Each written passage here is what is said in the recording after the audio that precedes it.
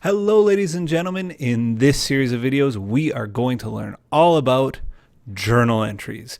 In my view, if you're taking an introductory accounting course, this is the most important topic of the course. I don't think it's the most difficult topic of the course.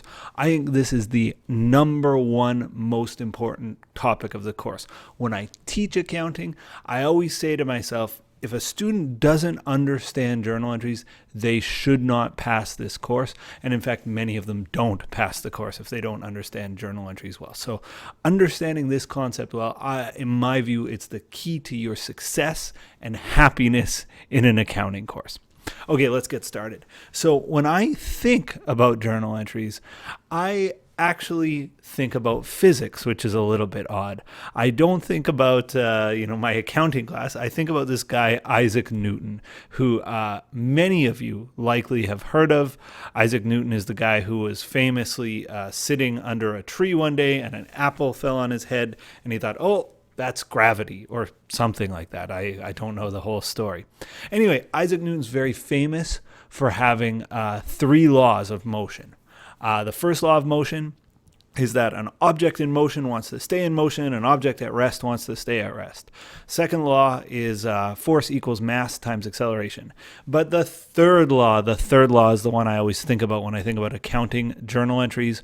What Isaac Newton said was, for every action, there's an equal and opposite reaction. For every action, there's an equal and opposite reaction. And the reason I think about it when I think of journal entries is anytime a company has a transaction, there's at least two things happening simultaneously, and they're equal and opposite forces. So let's have a look and see what I mean.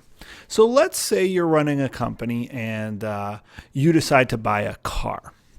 So, of course, you go, okay, well, I'm going to buy a car. And let's just say you pay cash. You could get a car loan just as easily, but let's say you pay cash. So your amount of cars that your company owned just went up by, $20,000. You bought a $20,000 car.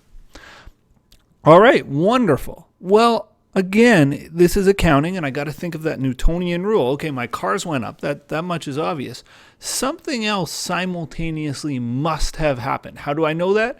Because I know how accounting works. And accounting works, there's never just one thing happening in isolation. There's always at least two things happening sort of simultaneously, equal forces pushing on a transaction. So what else happened? Well, I paid for the car, and that means my cash went down by $20K.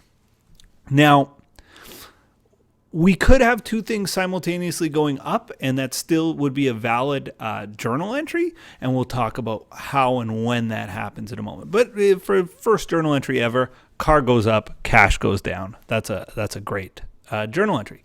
Now, the bad news, well, maybe not bad news, just the reality is we don't record transactions with up arrows and down arrows in accounting. We don't do that. We record transactions with debits and credits. So we're going to go over the rules of debits and credits here, and the rules will follow us for a long time. Here are the rules. We have this accounting equation, right? A equals L plus SE. You all recall from my first series of videos that A stands for assets, L for liabilities, SE for shareholders' equity. I'll put off to the side here. Here are some accounts that affect my shareholders' equity. I have revenues, expenses, and dividends. Okay, so I'm just going to draw some arrows here. I'll explain what I do kind of after I draw this. Up, down, down, up, down, up. And DR, oh, that's an R, CR, DR, CR, DR, CR. Okay, so I'm just going to touch on this now.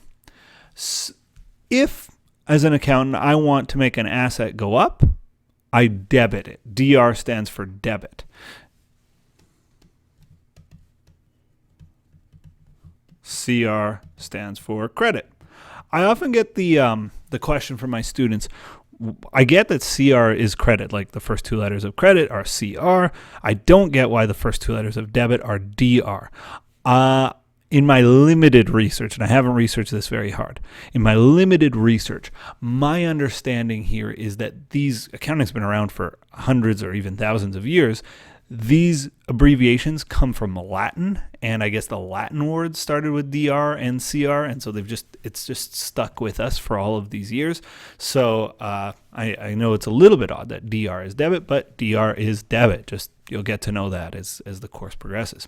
So anyway, if I want to make an asset go up, I need to debit it. If I want to make an asset decrease, I credit it. And the opposite is true of liabilities and shareholders' equity. If I want liabilities to increase, I need to credit them, and decrease, I need to debit them. So let's go back up to our initial transaction here. We said cars have to go up and cash has to go down. So the first question I'd ask you, and we'll do our journal entry just over on the side here. The first question I have to ask you is, what is a car? Like, what is it in terms of this category? Asset, liability, equity. We haven't touched on revenues, expenses, dividends yet, but I will in a moment. And a car is an asset, right? It's something you can own, control, provides you an economic benefit to do so. So we've got an asset going up. Looks like I'm going to need to debit my car, right? Asset, up arrow, debit. So let's debit car. Now, on the right side of my paper, if I pretend that this is the piece of paper, on the right side of the paper, I'm just going to write DR with an underline up there and CR with an underline up there. Underneath DR, I'm going to write the number, 20,000, because that's what I paid for my car. I don't put a dollar sign here. I just put 20,000. Now, cash went down. I got to say to myself, okay, what is cash? Cash, again, is an asset, and it's an asset decreasing. So assets, when they decrease, they take a credit. CR, cash. Now, underneath the CR column, I write 20,000. Again, no dollar sign. The final things I need to make this a good journal entry is I need to write a date. So let's just write the date, June 15th, 2017. And I need to describe what happened.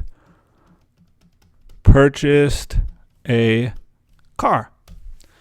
Now, in the examples I do in this video series, I'm not going to be writing descriptions.